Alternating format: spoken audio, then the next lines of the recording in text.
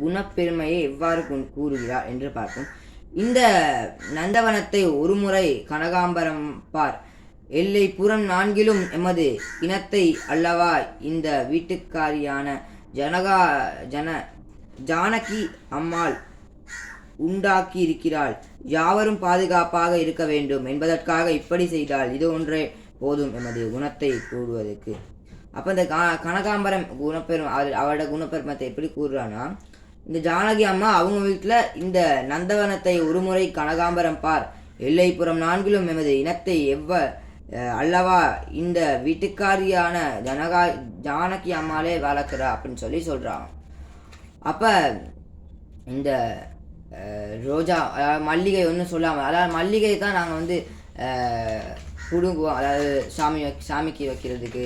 இப்போ நிறைய இடங்களுக்கு மல்லிகை தான் பயன்படுத்துவோம். அதாவது ரோஜாவை நாங்கள் அவ்வளோ பெருசாக பயன்படுத்துறது இல்லை, ஆனால் மல்லிகை தான் நாங்கள் கூட பயன்படுத்துவோம். அதே போல் கனகாம்பரம்னா அந்த ஆரஞ்சு கலரில் இருக்கும், அதுதான் அந்த கனகாம்பரம். அதை நாங்கள் கூடுதலாக பாவிக்கிறதில்ல.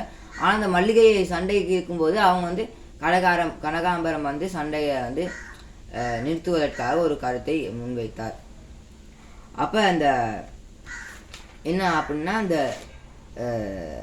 ரோஜா அழகானது தான், ஆனால் அதை நாங்கள் அவ்வளோ பெருசாக சாமிக்கு வைக்கிறதுக்கோ அதுக்கு அந்த இது எல்லாத்துக்கும் நாங்கள் அதை பாவிக்கிறது இல்லை.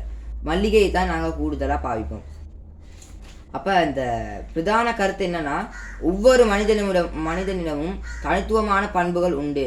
எம்மில் பல தன்மையை இணையவர்களுடன் ஒப்பிட்டு காலத்தை கழிக்கின்றார்கள். உலகில் உள்ள அனைத்துமே அழகுதான் அப்படின்னு சொல்லி சொல்றாங்க. இந்த பாடத்துல படிப்பினை என்னன்னா, தற்பெருமை கொள்ளக்கூடாது, மற்றவர்களுடன் பண்பாக பேச வேண்டும், அழகு மட்டும் போதாது, சிறந்த குணமும் வேண்டும் அப்படின்னு சொல்லி சொல்றாரு. இந்த படிப்பினை இந்த பாடத்துல படிப்பினை.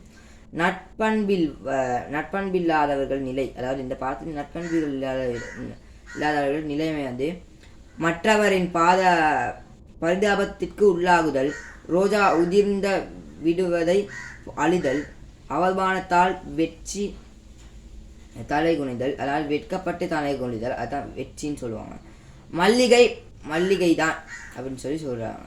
உரையாடலின் இறுதி பகுதி ரோஜா தலை குனிதல், மல்லிகை மனம் பரவுதல், கூந்தலில் மல்லிகை மாலையாவுதல், ரோஜா உதிர்ந்து கிடத்தல். அப்போ இதில் பாடத்தில் முடிவு பகுதி இதுதான். அப்போ இந்த பாடம் விலகி இருக்கும்னு நினைக்கிறேன்.